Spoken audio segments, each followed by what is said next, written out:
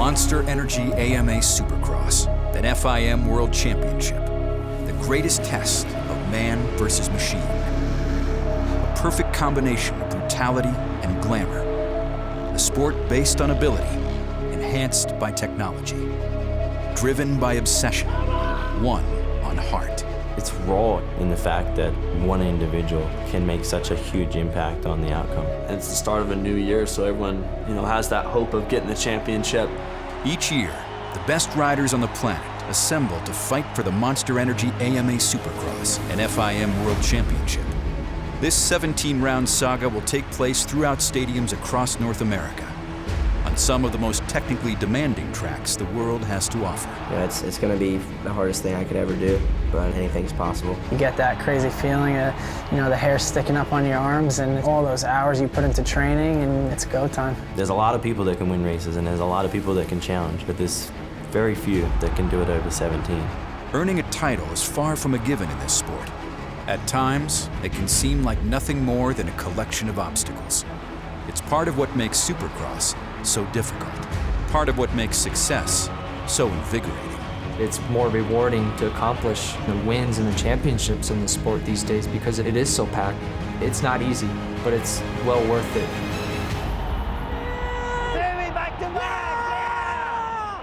It comes from a deep-rooted desire to conquer that which many aren't bold enough to try. This is Monster Energy Supercross.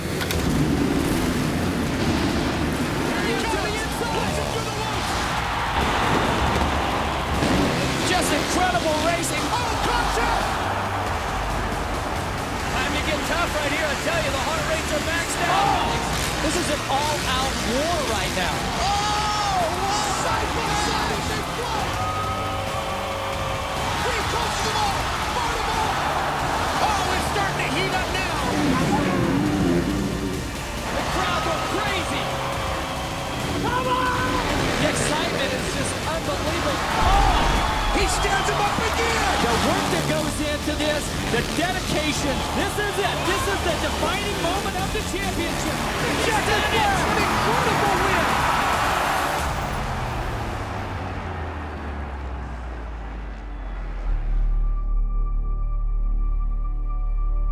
The beauty of the sport is that it reveals the disposition of those involved in it. Their integrity, their principles, the dreams they still harbor, regardless of what they've already achieved. For me, I wouldn't be here if I didn't want it still. I've said it before, we don't get paid to go out there and get seconds and thirds and fourths. As long as I'm here, I'm in it because I want to achieve that. It still motivates me, and I still want to have that drive and passion to be ashamed to throw it all away. Following a long-awaited 250 Supercross championship, Dungey would join Jeremy McGrath as the only rookies to win a 450 Supercross class championship behind a 6-win 2010 campaign. He'd have to wait another 5 years, but by 2015, he was once again perched atop the Supercross hierarchy, a spot he hasn't relinquished since.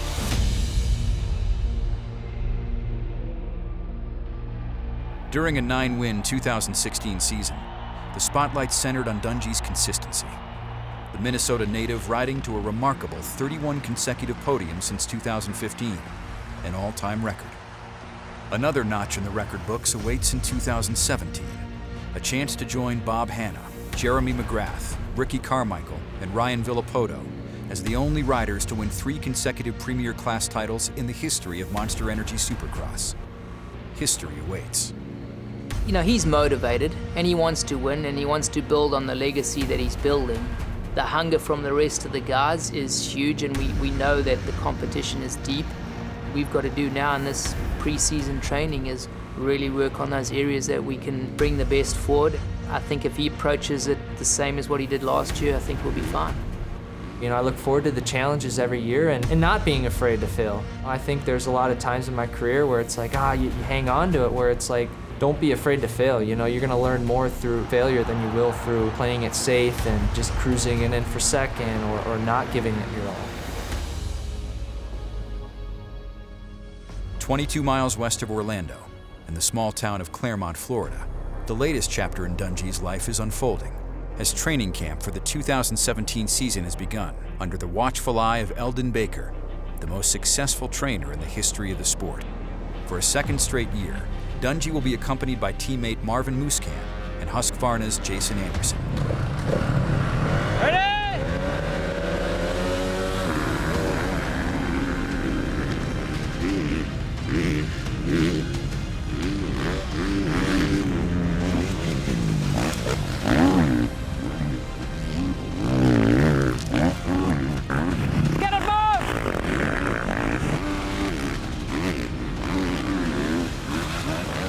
Obviously really close. They probably don't like the pressure, but it's good for them, you know. The primary focus of today's practice session is to sharpen their racecraft. But the mind also benefits, recreating the intensity they'll feel at the opening round in Anaheim. Get it, Bob! Come on! Get it, bro! Get it! Come on, Jason!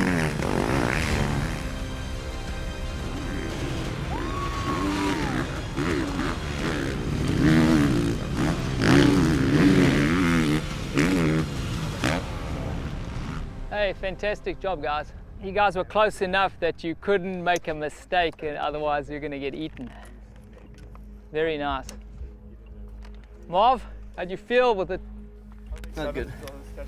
I was trying too hard, the ruts, there's no more ruts in those turns. And There were certainly times when his confidence wavered during a trying 2016 rookie season.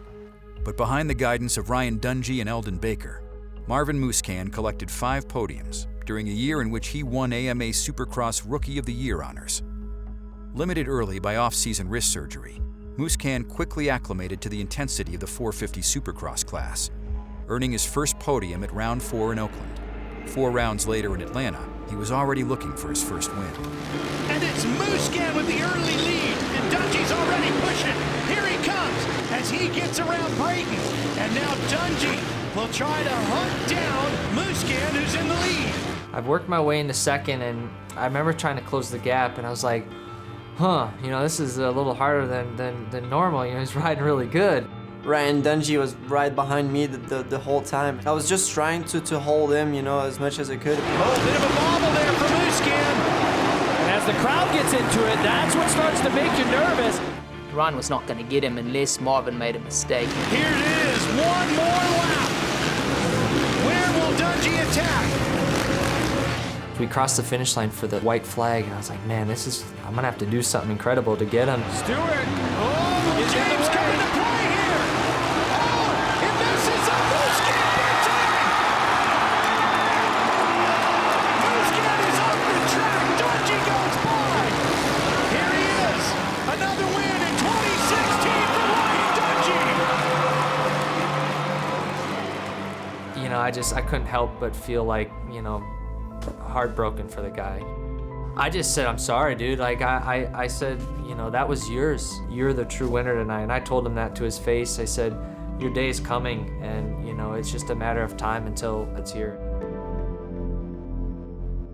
It was tough to accept, and I started crying. It was heartbreaking. It was just, I could not believe that. I just wanted to go back and make that turn and that rhythm section a different way, so Ryan would have stayed behind me, and I would have won the race. That at the end, I'm so glad we didn't connect because it was so close, but God was on our side, and that guy's the winner tonight. He rode amazing.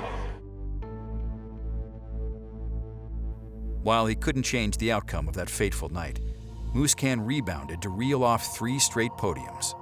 A threat to win on any night now, momentum was on his side. But like that night in Atlanta, it would end in a flash after he re-injured his surgically repaired wrist during qualifying in Santa Clara. I want to see all that heart you got, okay, buddy? Right now. While his heart was certainly still in the right place, his body was shutting down. Musquin finished a season-worst 17th. He couldn't really ride properly once he had that injury. And now we were back against the wall where you haven't got any weekends off now. You just lose a little speed and you try to deal with it, and we try to fight until the end of the championship. Musquin would fail to finish inside the top 5 during the last 6 rounds of the championship. A sour ending to a season that once showed so much promise. I just lost a lot of confidence, and I was not able to ride the way I know how to ride. We all know that Marvin's capabilities and the way he rides and his talent is enormous. Last year I was mentally not really prepared to win main events because I was not very confident and on the bike and physically but I was getting better, and I'm stronger and faster and more confident on the bike and with myself, so it will be a better year and we'll be closer to win main events. One rider to figure out the formula to beat Ryan Dungey in 2016 was Marvin's training partner, Jason Anderson. At the 2016 season opener at Anaheim, Anderson made his presence known. Like in the main event, I just started picking off guys one after another and kind of surprised myself, and then at the same time I was like, just calm down. Anderson charged through the pack to capture an unlikely first career 450 Supercross win. While his aggressiveness paid off with a win in Anaheim, it was often a source of friction between he and the rest of the field. Like, you come up on guys, I'm gonna make my way past you, because the difference between getting fifth and getting third is a lot of money. You don't want to be going back to your semi and see those guys up on the podium holding the trophy. I kind of feel like I got to do what I got to do sometimes, but at the end of the day, I don't want to knock anyone down. I just want to go by them. At the same time, emotions do get a hold of you, and you know, it's gotten the better of me a few times.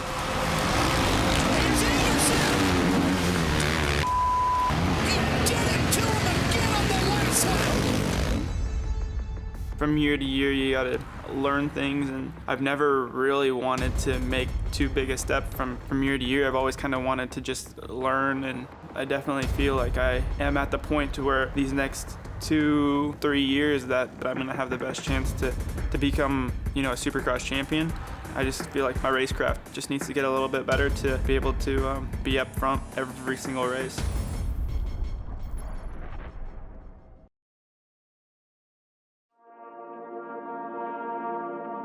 The 2017 Monster Energy Supercross season is on the horizon. At Anaheim's famed Angel Stadium, the world's best riders will begin their championship quest. For Cooper Webb, one of the most anticipated rookies in history, it is a chance to transform ambition into reality, a chance to add to his legacy. I feel confident, that I can come in and do good right off the bat. I think that I'm realistic as well. I don't feel like I'm overstepping my boundaries by saying that. I feel like I have all those characteristics. It's just going to be putting them together on the big stage. While it may not have earned him the admiration of other riders, he built his championship resume through a convincing resolve to be the greatest. I think champions are just made of many things, but I would say the main thing is just that pure heart and determination.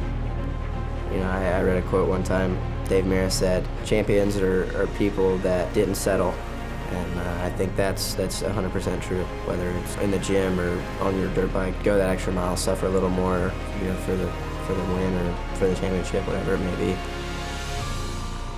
The first test of his young career came late in the 2015 season. Thanks, Ralph. Well, what we do know about our points leader is that he went down really hard in his first timed practice earlier today. A dislocated shoulder in practice at San Diego put his title chances in jeopardy. I had to show, a lot of heart. That was probably the biggest adversity I've faced at the time. His resolve that night would foreshadow the rest of his career. Inside! Knowing the injury and everything like that, it was definitely a tough one. We weren't sure that we would see him line up, right, for the heat race, and here he is leading the main. Statement made! Cooper Webb wins in San Diego! I honestly didn't think I was going to race, so, man, I just fought my heart out. That's what I knew I had to do, and we could rest tomorrow. I think that was kind of like the step that everybody that was kind of like, hey, wow, this kid's for real. He's not just a one-hit wonder. Webb would win 4 races to close the 2015 season, easily clinching his first career 250 Supercross title by 62 points. It was such a special season, and I pinpoint that race was the one that kept my championship alive. Webb picked up where he left off in 2015, winning the first 3 rounds of the 2016 250 Western Regional Championship.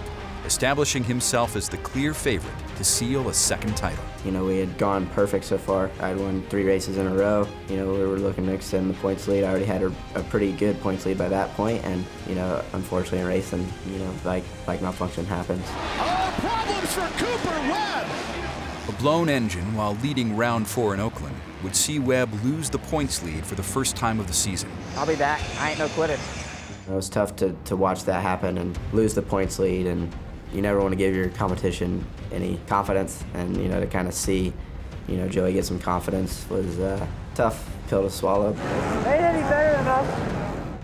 By the time the series arrived in Arlington, Savacci held the momentum. But the slightest of missteps can result in the most dire consequences. Down goes Savacci with a big crash, but the points lead goes away. You know, I was able, obviously, to rebound and do what I needed to do. He retakes the top step of the podium and the points lead in Arlington. Cooper Webb wins in the Lone Star State. In the weeks prior to the season finale in Las Vegas, the industry was ripe with speculation. Rumors that Webb had sustained a wrist injury swirled through the pits. Cooper's not healthy. Yeah, I hear that. Yeah, his wrist is sore, but he can't really practice or anything else. Like, it's kind of on the down low a little bit. You know, how much pain can you withstand, and how functional are you? It'll be interesting to watch. The whole time, you know, I was telling myself, no matter what I'm going to race, I have to. You know, there's no choice. The objective for Webb was simple: finish 12th or better, and he would be a champion for the second time in his career. Yeah, I put myself where I need to be, got a good start, and crashed. Went back to dead last, and I think that was when it was like, all right, you know, I even said to myself that this is what makes champions. All the past 4 or 5 months of hard work comes down to this one moment. You know, here you go, it's time to perform. This is amazing. This is what these guys live for, what they've trained their whole lives for. Webb's resiliency was on display once again, enough to give him a second consecutive championship by a mere point. There's nothing better than winning. You know, there's no feeling or sensation like winning. You know, you want that, and you're always chasing that no matter what. And I think that's why the sport is so special. You know, I think that's what keeps everybody here and just wanting that taste. You know, I think I'm in a situation where a lot of people are, you know, saying I'm either going to make it or break it, and I want to prove everybody else, you know, that I'm a 20-year-old kid and I'm ready to come into the big boy class and try to do work. At 34 years old, a rider isn't usually competing at a high level. But Chad Reed has defied the clock and relishes the chance to do so. It happens fast. You know, at 34 years old, it feels like just yesterday that I was wishing and couldn't wait to be 16 years old to go professional. He wouldn't deny that the notion of retirement has occasionally crossed his mind. But for now, the opportunity to claim a third 450 Supercross title that has eluded him for 8 years is ample motivation to continue. There's been points in my career where you're just like, I've had enough, you know? And it always came around that 25, 26 range, and some people can go through with it. Ricky Carmichael and Ryan Villapoto being 2.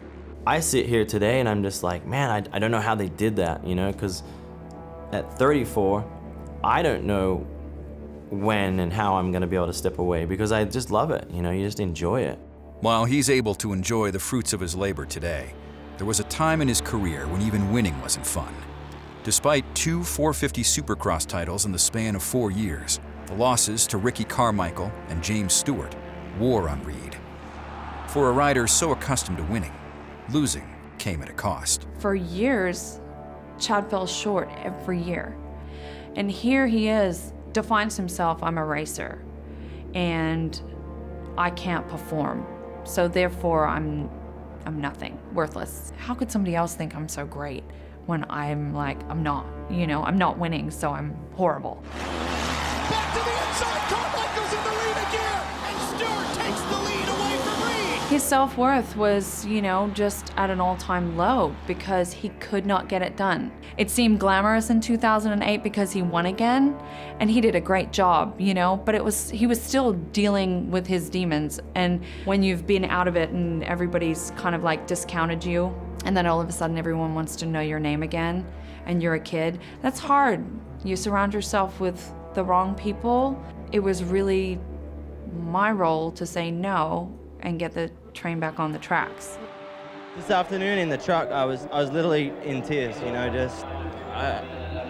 a bit less man would have gave up, but with my wife's support, man, we got it done. His support system has guided him through the highs and lows of his 15-year career. The trials he's endured have revealed his character. But despite Father Time knocking on his door, he continues to push, regardless of the voices in his head. The crowd on his feet. John Reed wins Atlanta. That's been me, you know, like I have these voices, unfortunately, in my head that I chase daily. They're loud and you fight them night and day. And I think that that's what drives you, you know, you're fighting within yourself to be better always. I want to say I'm at 44 wins, Carmichael's 48. Be real nice to beat him at something. That would put me third all time. If I can be who I want to be and achieve the goals that I believe I can, then there's still a lot left on the bone. Daddy, you're the best rider. Daddy, you're the best racer. That's right. It really does come down to, you know, him proving himself right. I think fans see that, people feel it, and it's like, that's what makes Supercross exciting on the weekend, you know, is who really wants it. I can be Supercross champion, I really honestly believe that. I feel like I could be a better champion in 2017 than ever.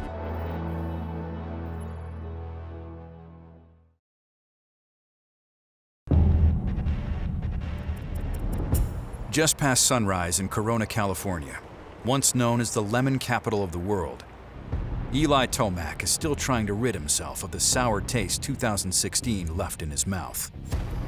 But as he begins preparation for a second season with Monster Energy Kawasaki, there's a different vibe in the air. Double shoulder surgery during the 2015 offseason limited Tomac, who spent his entire professional career up to that point with Geico Honda. Redemption is on his mind this offseason.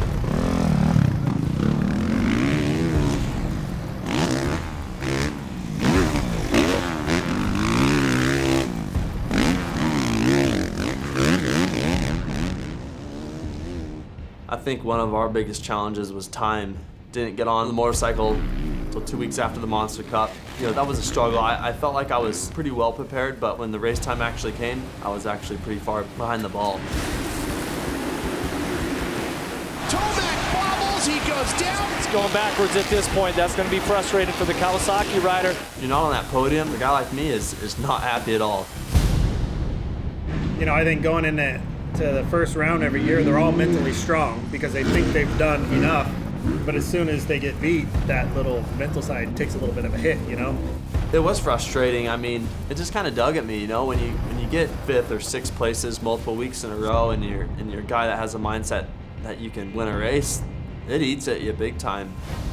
If Eli Tomac seems so confident in his ability to win, it's because he's been there before. Eli Tomac becomes the Monster Energy Supercross Lights West champion. But he's also experienced the ups and downs that accompany any racer. A promising rookie in 2014, Tomac's season never got off the ground after a collision in his heat race at the opening round resulted in a shoulder injury and knocked him out of contention. But the following year, Tomac was showing the form that made him the 2012 250 Supercross West Region champion.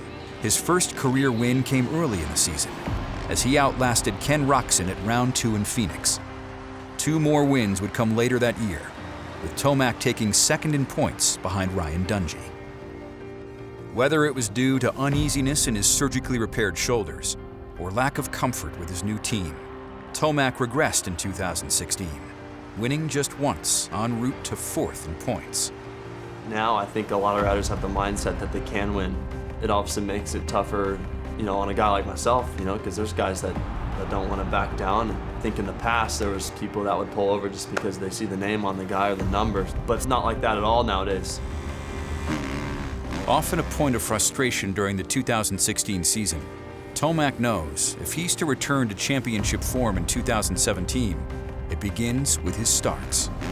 It's why he's made it a point of emphasis this offseason. It is a big difference being in the front of the pack or say 10th place. You know, when you do go out there in the whole shot, you're riding like you do when you ride during the week at home on the practice track. You know, it's easy to get tight when you're in the middle of the pack because you're nervous, you're taking lines you don't want to take. There's guys all around you. To me, it feels like you're at more risk. Whole shot is kind of like winning the lottery in our sport, you know. It's just a good feeling if you ever have.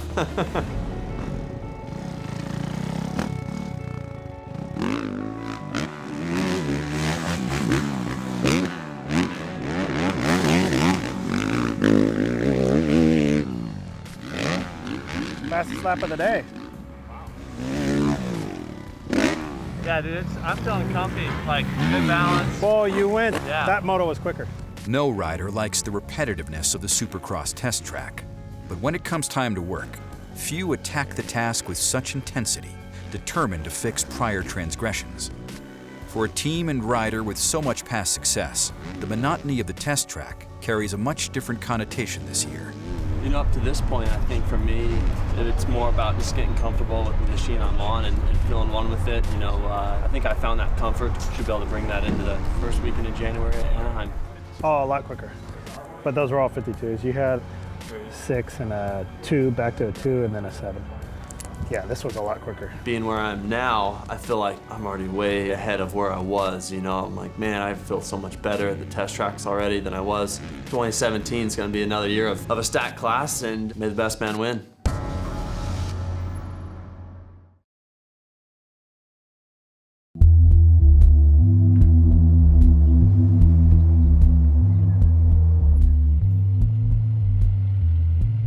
Change does not roll in on the wheels of inevitability, but comes through continuous struggle. Tucked away in the corner of Southern California, the city of Corona provides the training grounds for a rider and brand in need of change. The latter, whose last Premier Class title came 13 years ago. Once the most dominating manufacturer in the sport, Honda HRC has entrusted its future into the hands of Ken Roczen, a 9-time 450 Supercross race winner and the most coveted free agent this offseason.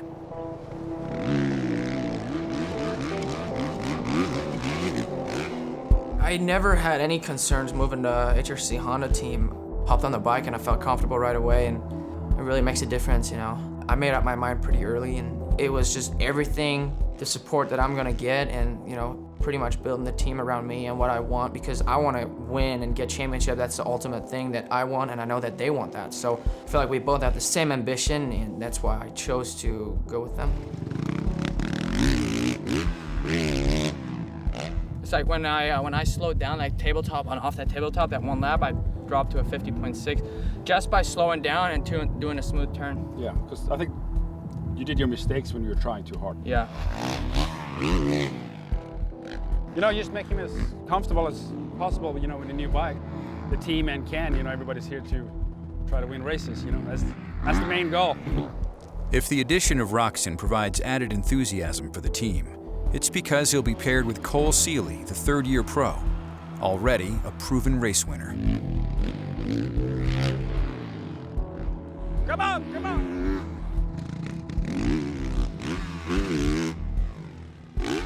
There you go, fastest lap. As of right now, I'm just feeling great, and it was good that the last couple of days I was able to just ride and do some laps in a row, and because day after day I'm starting to feel better. Obviously now it's the end of the week, and I've been feeling pretty good overall, and pretty happy where I'm at.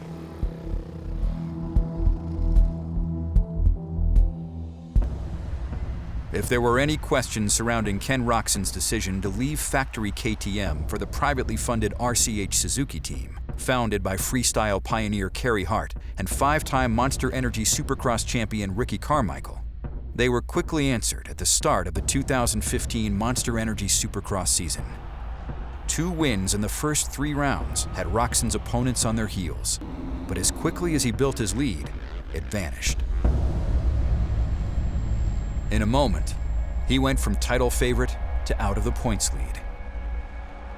Roczen never fully recovered from his injury sustained that night, failing to capture another win that season.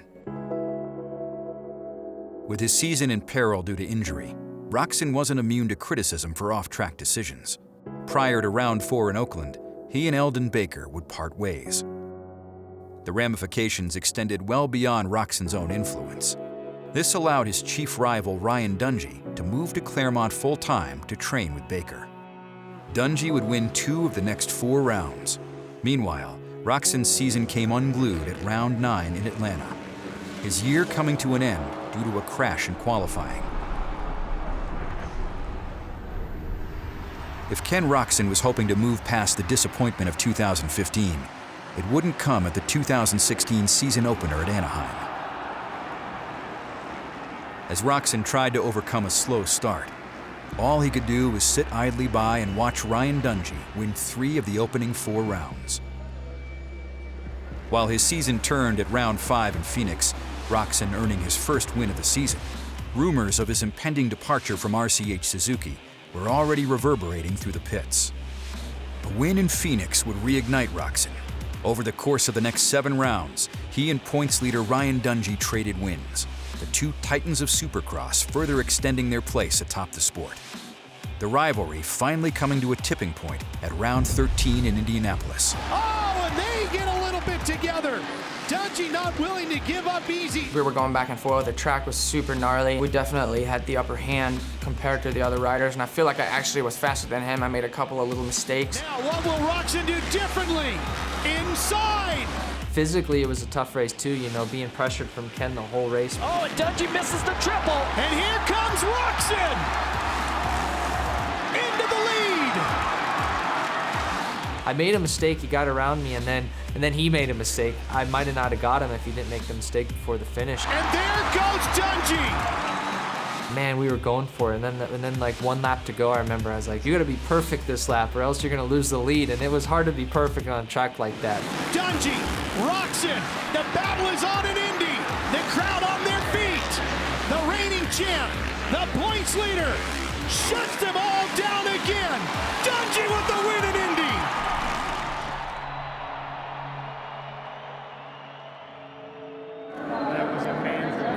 This is my race. If I wouldn't have made that mistake, I would have won. That's what cost me the win. I wish the race would have been 5 laps longer because I wanted to keep charging. The disappointment from Indianapolis carried into the following week. Roczen once again proved to be a formidable foe for Ryan Dungey. But a late mistake from Roczen would prove costly, setting the stage for a must-win scenario the following week. I've been going to the gate knowing that I have the upper hand and that I'm telling myself that I'm better than everybody else and I am stronger. That's the mentality I had going to the races, and that really showed in my riding. In Monster Energy Supercross's first visit to Foxborough since 1990, Ryan Dungey was hoping to add a 3rd title to his resume. For Ken Roczen, he was just hoping to delay the inevitable for another week. He knew perfection was needed if he were to push Dungey's celebration. Foxborough, I finally got a good start, made no mistakes, and won the race. So in New York, I had a pretty big gap, and I was just hitting my marks and riding really good, and I was gonna do the same in Vegas until I hit a little kicker and went down.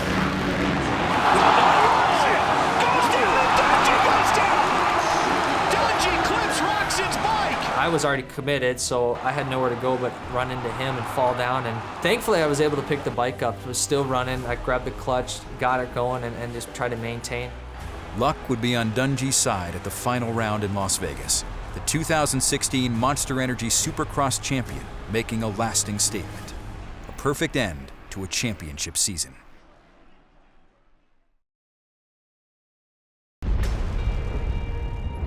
Perhaps it's fitting that the race with the biggest purse in the sport's history takes place in the entertainment capital of the world.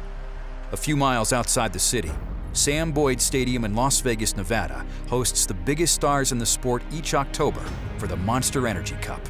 The off-season race producing some of the most historic moments in racing. And Ryan Villapoto has done it. He's won all 3. Trying to reach down with his left hand over the triple and shift. Oh, Dungey didn't take it. Dungey did not take the Joker lane. I don't know about this is awesome right here. Villapoto missed the Joker lane. Oh, down goes Canard, and there goes $1 million. The race offers a unique 3 main event format, with each race featuring 10 laps instead of the typical 20, with the possibility of $1 million to any rider that sweeps all 3 main events on the line, or $100,000 for the overall. Nothing comes easy, as riders have to contend with a technical section of the track called the Joker Lane, which each rider must pass through at least once per main event. While the chance at $1 million weighs heavily on the mind of each rider, the Monster Energy Cup also offers one last opportunity to leave a lasting impression on the competition. 2 months of preparation for Anaheim await the riders after this race. If they can make a statement here, it will carry a lot of weight heading into the 2017 season. Not bad. Have some fun out there.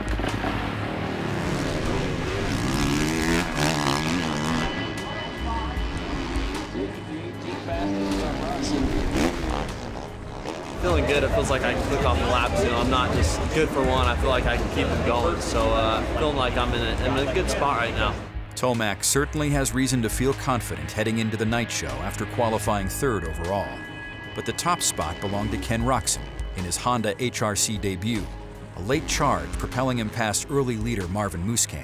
You know, so far the day been good for both of me and Kenny coming over here to Honda HRC. It's been awesome, you know, from the first time he rode a bike. Excited for tonight. Meanwhile, 2016 Monster Energy Supercross champion Ryan Dungey was 4th fastest, 1.5 seconds off the pace. And look at that start, 435 feet from the gate to the inside of the first turn. Set to go. You got to win all 3. If you don't win the first one, your $1 million chances are gone before they really get started. The Monster Energy Cup set to drop the gate.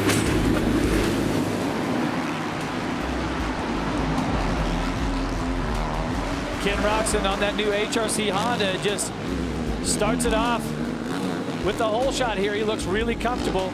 Watch this massive leap. Oh, he tries to scrub it there into the sand whoops.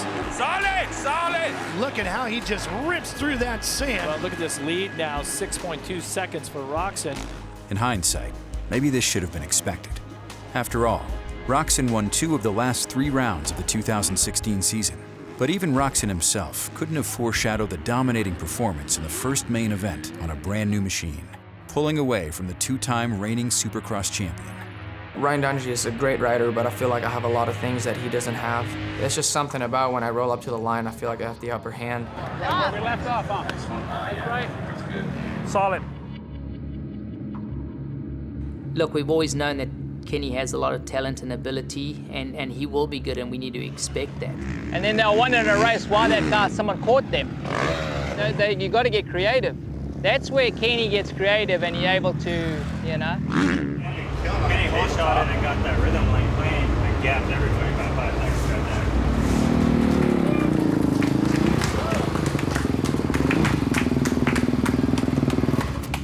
there. Right. 1 down, 2 to go. 1 down, 2 to go. That's it. I want them to be scared. You can bet that you're going to get a fight from him every race. With everything that's going on around you, it's very important to focus on what you can do and not worry about the things you can't control. Dropping down through the gears, hard on the brakes, down through this rhythm section, and Roczen's back out front. Crowd just going nuts here. Tomac, Dungey, Reed, they got to get in gear. They got to stop Roczen from winning this race, keep him from winning that $1 million. Come on, stay smooth, stay smooth. Although Roczen led early, Tomac and Dungey kept him honest. But in a sport so predicated on perfection, everything can change in a moment. Oh, Roczen goes over the bars, and there goes $1 million, just like that.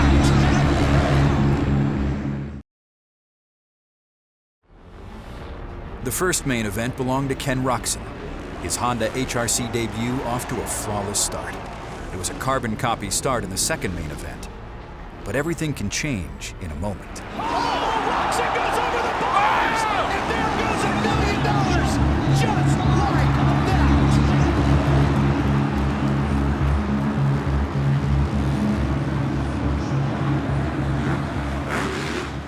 Are you all right? 1 start. Okay, you all right, Doc? Yeah. Okay. It's okay. Things can change so fast in our sport. Whatever happens, happens, you know, and one thing's for sure, I'll give it my best shot. This is Vegas. Lady Luck always has a say in the outcome of who gets paid what, right? It's Vegas, right? Eli Tomac would capitalize on Roczen's mistake, winning the second main event and moving into the best position to win the overall and $100,000. Dude, it started in a turn and I slipped, and then I overjumped it, and then I came up short a little bit, and I hit a kicker in the bottom, and then it just me. I'm so glad I jumped off. Yeah. Yeah, but I'm bummed, and I look like a fool now. No. No, it's You were killing them. We got one more to go. Yeah. It's just a bummer because we did really good in the first race, and we just had that one error, but it is what it is. It's good that we're healthy, and we're going into that last race trying to lay it down again, but, you know, just important to be safe. Yeah, he's laying it down there early on. Obviously, I'm getting paid to win races and, more importantly, championships. And I want nothing less, so the pressure doesn't have to come from the team. I want to win championships, and that comes from me, and I know I can do it. Somebody is going to win $100 grand here tonight and have a massive amount of momentum in the 2017 Monster Energy Championship. Here we go. Who's going to take home $100 grand from Vegas? Well, was it Alessi or Chad It's Reed? Reed who's out front, and that is Roczen competing here on his number 1. But it's Alessi who will take the lead. Oh, Reed coming goes out of the down. corner, and Reed goes down in front of the pack. Tomac back in 10th. Terrible start for Eli Tomac. Roczen right there inside on Alessi. New leader. Eli Tomac is on the move. And there goes Tomac. Past ceiling. That should put Tomac into the lead of the overall. It does by 1 over Dungey, 2 over Musquin. I want to be more consistent. I want to be a guy that's fighting for wins, not fighting for a 3rd or a 4th. Tomac down to 7 points, Dungey at 8, Musquin at 9. Here he comes, making a run at him. Inside, got him. That's a big move right there. That's going to give him an extra point to work with. Tomac, who started 10th now, worked his way all the way up to 3rd. This is going to be great. Final lap. Musquin and Tomac are right there. Roczen just in front of him and Dungey right behind him. How is this going to shake out in Vegas? 4 riders we all expect to be title combatants next year, and there goes Dungey by. What does that do to the points? Here we go. What an amazing finish is brewing. Diving into the sand. Tomac up by 1 point. Can Dungey get by Musquin? Here we go. Roczen's going to win it. Who's going to get there? Musquin beats Dungey. Tomac wins the Monster Energy Cup by 1 point.